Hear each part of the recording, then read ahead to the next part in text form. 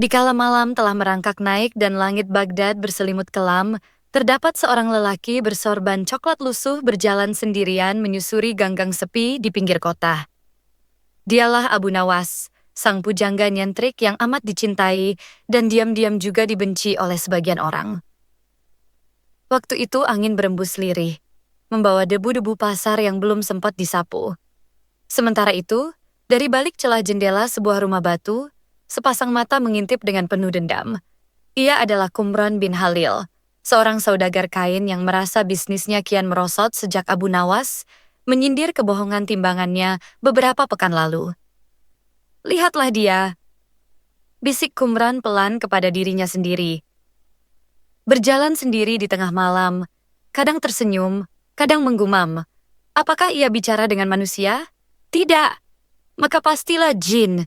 Kumran, yang memang menyimpan dengki, tak menunggu waktu. Esok pagi, ia sudah berdiri di tengah pasar, berseru lantang di antara pedagang rempah dan kain. "Wahai warga Baghdad, ketahuilah aku melihat dengan mataku sendiri. Abu Nawas menyembah jin di tengah malam." Ia berbicara sendiri, tertawa-tawa, dan bahkan sesekali menangis. Bukankah itu tanda kesurupan? Orang-orang pun gempar. Ada yang melongo, ada pula yang tertawa. Abu Nawas itu memang aneh," ujar seorang tukang roti. "Tapi menyembah jin? Terlalu jauh, timpal yang lain. Namun sebagaimana fitnah, ia tak butuh bukti, cukup satu lidah busuk, maka ratusan telinga akan mempercayai." Beberapa hari kemudian, kabar tersebut sampai juga ke telinga Hakim Agung Baghdad. Seorang tua berjanggut panjang bernama Syahban Al-Faqih, yang sangat dihormati dan ditakuti. Dengan suara berat ia berkata, "Jika benar Abu Nawas menyembah jin, maka itu perkara besar yang mengancam akidah umat. Hadapkan ia ke majelis." Surat pemanggilan pun dikirim ke rumah Abu Nawas. Anehnya, ketika utusan tiba di sana, Abu Nawas tengah menabur biji wijen di halaman sambil bersenandung syair-syair cinta. "Apa engkau sedang memanggil jin, wahai Abu Nawas?" tanya utusan penasaran.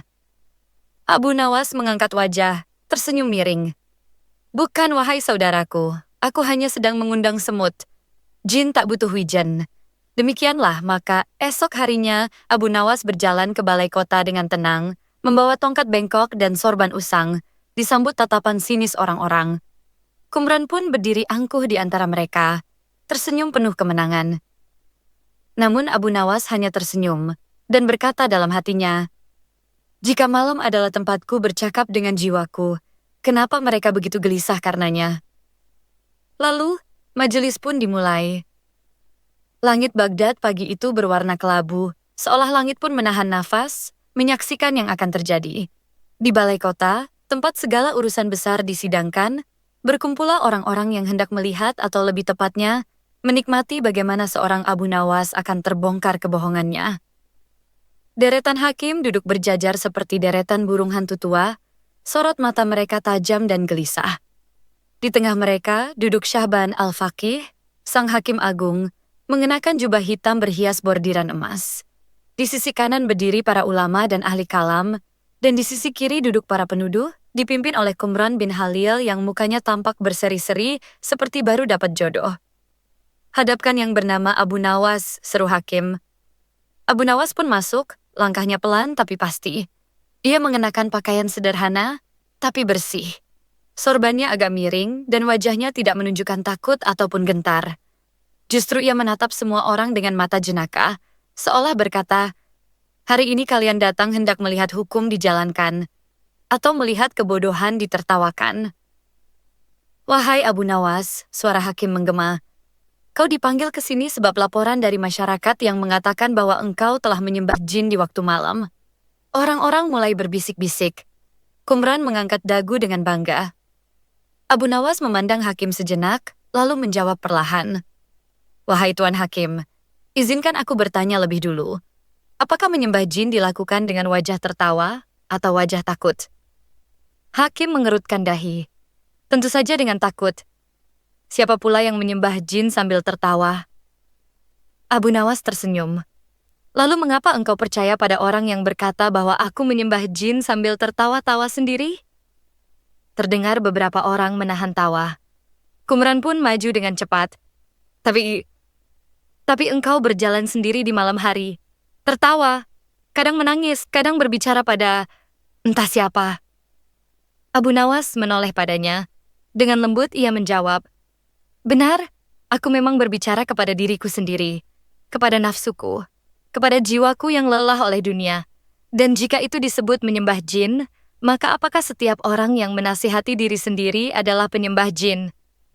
Para ulama mulai saling pandang. Salah seorang dari mereka bertanya, "Jika benar begitu, mengapa engkau tidak menasihati dirimu di siang hari saja?" Abu Nawas tertawa kecil. Karena di siang hari dunia terlalu ribut, hanya di malam sunyi jiwa bisa didengar dengan jelas. Dan karena malam hari adalah waktu para pecinta mengadu rindu pada Tuhannya, bukan pada jin. Suasana ruangan menjadi senyap. Kumran menggertakkan gigi. "Kau pandai bermain kata, Abu Nawas, tapi itu tak menafikan kenyataan bahwa engkau mencurigakan." Abu Nawas membalas dengan tenang. "Lebih mencurigakan mana, wahai Kumran, orang yang berbicara dengan jiwanya sendiri, atau orang yang menyebar dusta kepada seluruh warga kota?" Beberapa hadirin mulai bergumam pelan. Bahkan Hakim Syahban pun mengelus janggutnya sambil termenung. Lalu tiba-tiba, seorang lelaki tua dengan jubah penjaga malam masuk tergopoh-gopoh ke ruang sidang. Ruang sidang mendadak hening saat lelaki tua itu masuk. Pakaiannya lusuh, sorbannya bergeser dari tempatnya semula, namun langkahnya tetap tegas. Ia adalah Bahri bin Salim, seorang penjaga malam yang telah lama bekerja menjaga sudut-sudut kota Baghdad dari kejahatan dan keributan. "Maafkan aku yang datang terlambat, wahai Tuan Hakim," ujarnya serak. "Namun aku membawa kesaksian yang perlu didengar." Syahban Al-Faqih mengangguk. "Katakanlah, wahai Bahri, engkau dikenal jujur oleh kota ini." Bahri menarik napas panjang. "Sudah lebih dari 7 kali aku melihat Abu Nawas di malam hari. Bukan hanya sekali, bukan 2 kali. Ia berjalan pelan, lalu duduk di bawah pohon zaitun. Ia tidak memanggil jin. Tidak, ia justru menangis dalam sujudnya yang panjang. Kadang, ia berseru lirih, 'Ampuni aku, wahai Zat, yang lebih dekat dari urat leherku.'" Orang-orang saling menatap. Ruangan bergemuruh oleh keheranan. Bahri melanjutkan, "Dan suatu malam aku mendekatinya diam-diam. Kukira ia sedang tak waras, sebab ia berbicara sendiri. Tapi yang ia ucapkan adalah..." Ia menirukan suara lirih Abu Nawas. "Wahai nafsu, sampai kapan kau berpura-pura? Di hadapan manusia kau nampak alim, tapi di hadapan Tuhan kau telanjang. Bukankah malu itu tak lagi kau punya?" Banyak dari hadirin menunduk. 1-2 dari mereka menahan embun di pelupuk mata. Abu Nawas berdiri, lalu menatap hakim dan hadirin dengan tenang. "Wahai para ahli majelis, apakah aku patut dihukum karena menegur jiwaku sendiri? Apakah tafakur dan munajat yang diam-diam dilakukan, lalu disalahkan hanya karena tak dipahami oleh orang yang terburu menilai?" Lalu ia mengangkat kepalanya dan berkata, "Jika kalian anggap aku gila karena menasihati diriku sendiri, maka gila yang semacam itu lebih aku sukai daripada waras yang sibuk menuduh tanpa tahu duduk perkara." Beberapa ulama yang tadinya mencibir kini justru mulai mengangguk perlahan. Bahkan, Hakim Syahban Al-Faqih tak dapat menyembunyikan kekaguman dalam sorot matanya. Namun, belum selesai suasana berubah, tiba-tiba bangkitlah seorang pemuda bersorban hijau dengan wajah tajam dan suara lantang. Ia adalah Syekh Jabr, seorang ulama muda yang terkenal keras dalam berfatwa dan tajam dalam menuduh. "Wahai Abu Nawas," katanya, "kata-katamu manis, tetapi jangan kau kira kami bisa dibuai oleh puisi-puisi indah. Apakah agama bisa tegak oleh syair? Apakah cukup menasihati diri sendiri, lalu mengaku dekat dengan Tuhan?" Abu Nawas tersenyum tipis. Ia menatap Syekh Jabr dengan sorot mata yang tak gentar sedikit pun. "Wahai Syekh yang mulia," katanya lembut, "ilmu itu ibarat pisau, tajam dan mengilap. Tapi jika tak disertai jiwa yang jernih, maka pisau itu akan memotong tangan sendiri." Semua tercengang. Dan agama, wahai saudaraku, bukan hanya soal hafalan dan dalil yang keluar dari lisan, tapi juga soal kebersihan hati yang tak selalu bisa dilihat oleh mata. Syekh Jabr menatap tajam, seolah hendak membalas. Namun suasana sidang telah berubah.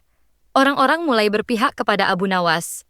Sementara itu, Kumran yang tadinya berdiri tegak kini duduk tertunduk, mukanya merah padam seperti baru makan cabai. Namun ketegangan belum selesai. Syekh Jaber belum menyerah. Ia mengangkat tangannya tinggi-tinggi dan berkata lantang, "Jika engkau memang tidak menyembah jin, maka buktikan bahwa langit bersama orang sepertimu." Lalu, saat itulah langit di atas Baghdad mendung seketika. Langit Baghdad berwarna kelabu pekat, seolah seluruh awan berkumpul hanya untuk menyaksikan perdebatan ini. Di dalam ruang sidang, ketegangan memuncak. Syekh Jaber, pemuda yang belum lama menempuh ilmu di Damaskus, berdiri tegak dengan dada membusung. Ia terkenal tajam dalam mengutip ayat dan hadis, dan kali ini ia ingin membungkam Abu Nawas yang dianggapnya bermain dengan kata-kata tanpa dasar agama. "Wahai Abu Nawas," serunya lantang, "apa dalilmu dari Al-Quran atau hadis tentang tafakur dan berbicara dengan jiwa sendiri? Bukankah agama ini berdiri di atas dalil, bukan dongeng dan syair malam?" Abu Nawas tidak segera menjawab. Ia memejamkan mata sejenak, menarik napas panjang, lalu menatap Jaber dengan sorot tajam yang tenang. Ia berkata, "Wahai Syekh muda, engkau benar bahwa agama ini berdiri atas dalil, tapi engkau keliru jika mengira dalil hanya tinggal di buku." Ruangan kembali hening. Abu Nawas melanjutkan, "Bukankah Nabi Shallallahu Alaihi Wasallam bersabda, sesaat bertafakur lebih baik daripada 1000 rakaat sholat sunnah? Dan bukankah Allah berfirman dalam Al-Quran, sesungguhnya dalam penciptaan langit dan bumi, dan silih bergantinya malam dan siang terdapat tanda-tanda bagi orang yang berakal, yang mengingat Allah sambil berdiri atau duduk atau berbaring, dan mereka berpikir tentang penciptaan langit dan bumi." Ali Imran 190-191. Para hadirin mulai bergumam lirih. Sebagian mengangguk. Syekh Jaber tampak sedikit tertegun, tapi masih belum puas. "Namun engkau tidak menjawab satu hal penting," ujarnya. "Mengapa engkau tertawa-tawa di malam hari?" "Apa gunanya tertawa di waktu sunyi, wahai Abu Nawas?" Abu Nawas tersenyum kecil. "Karena terkadang saat merenungi betapa kecilnya diriku di hadapan Tuhan, dan betapa aku sering sok alim padahal tak punya apa-apa, aku tak bisa menahan tawa pada kebodohanku sendiri.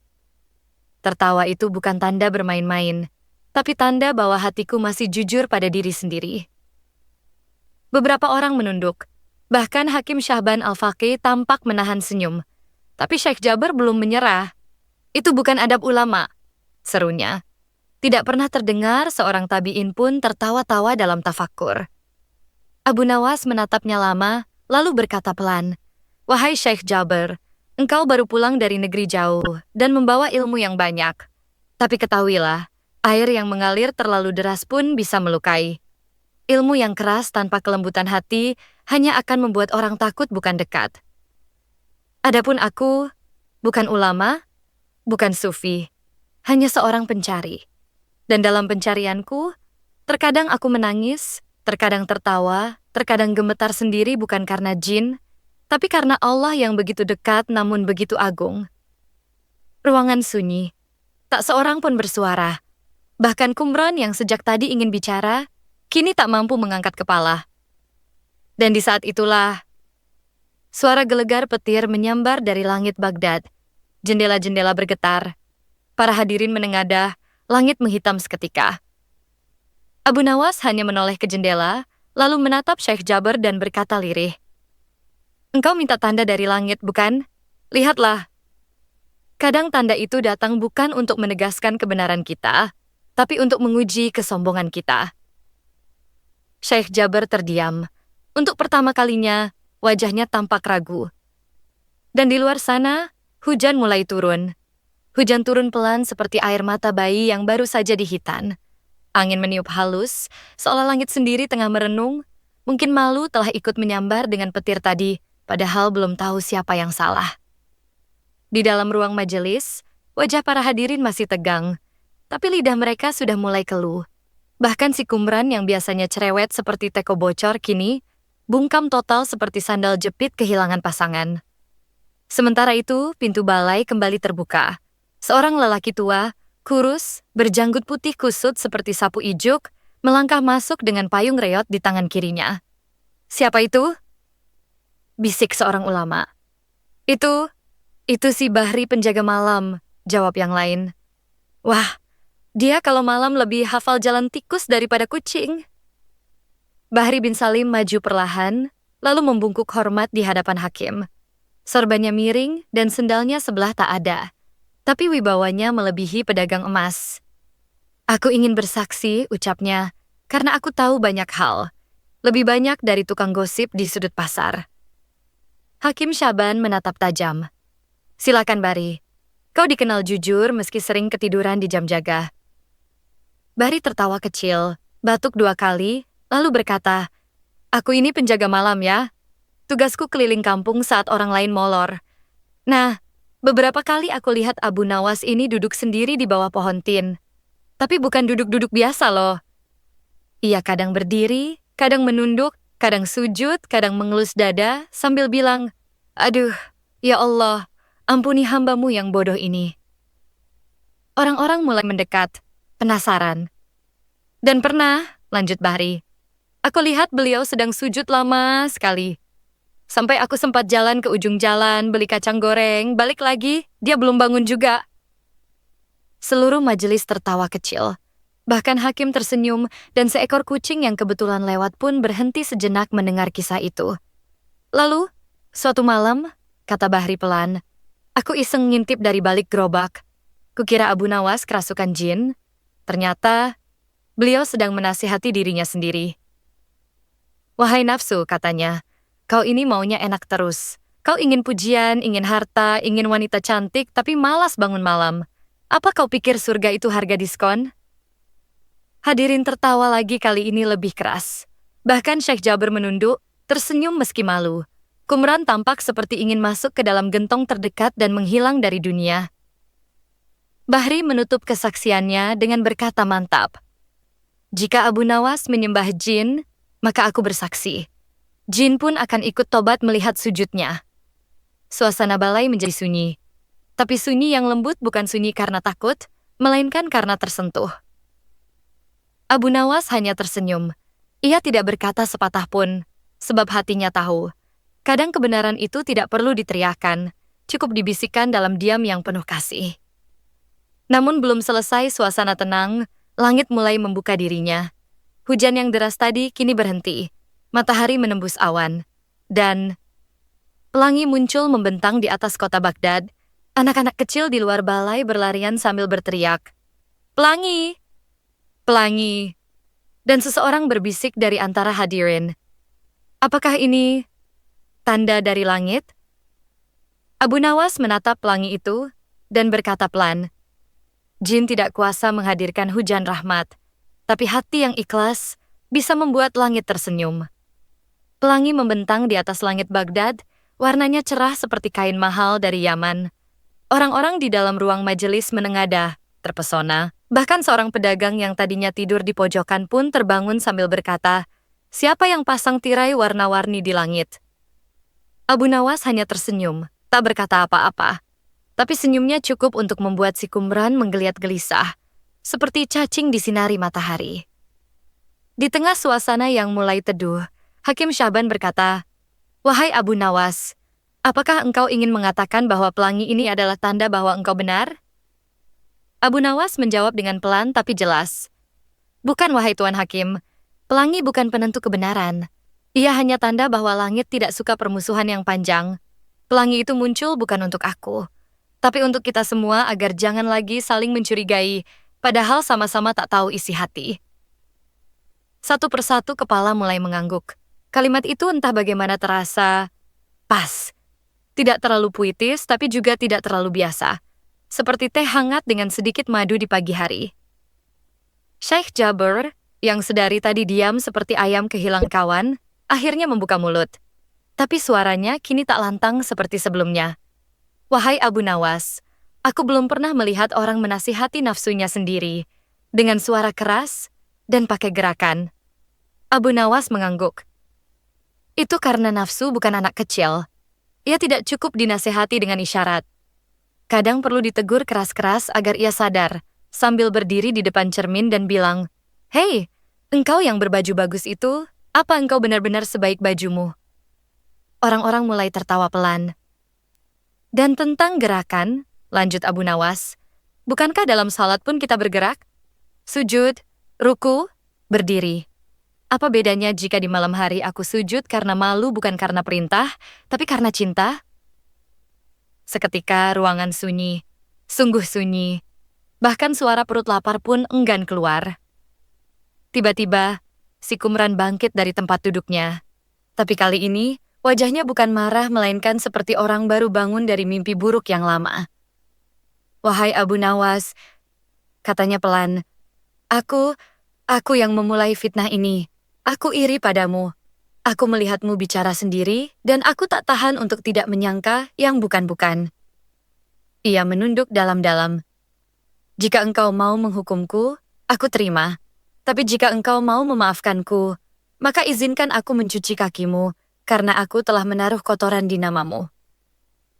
Semua orang terdiam.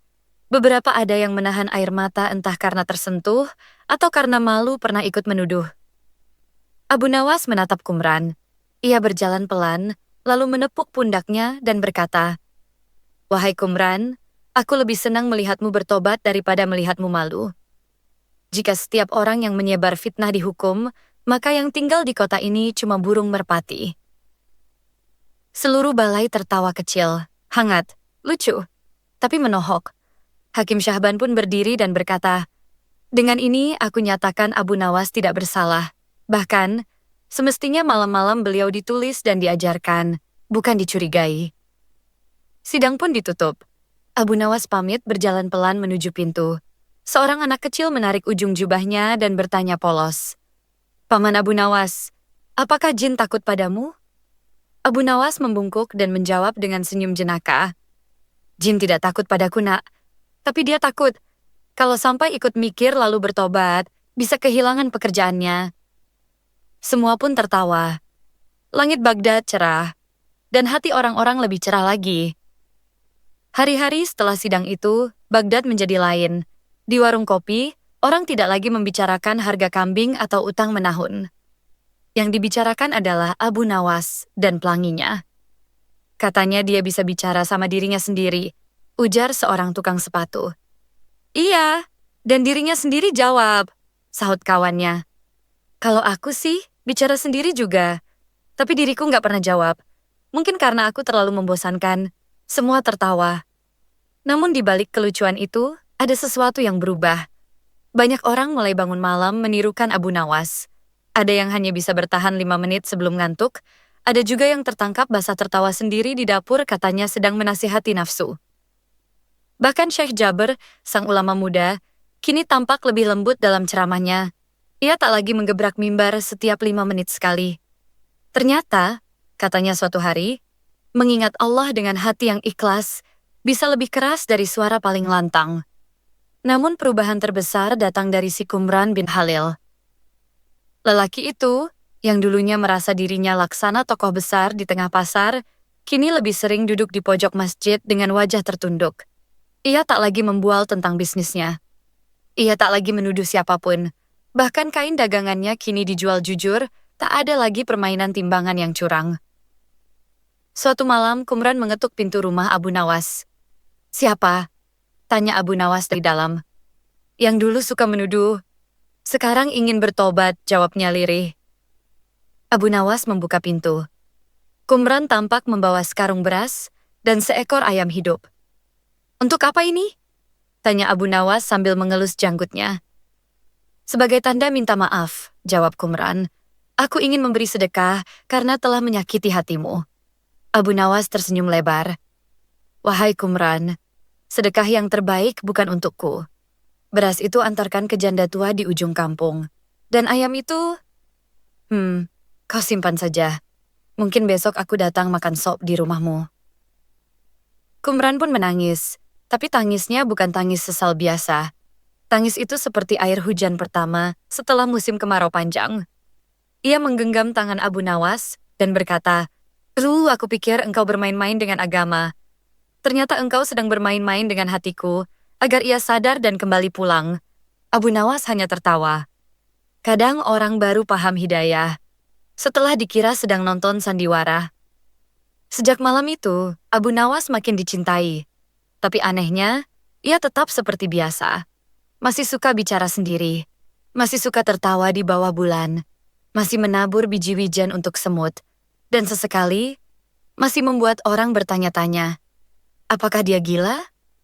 Atau justru, kita yang belum cukup waras untuk memahami. Yang jelas satu hal, tak ada lagi yang berani menuduhnya menyembah jin. Sebab jin pun, kalau mendengar nasihat Abu Nawas, mungkin akan berhenti jadi jin dan mendaftar jadi santri.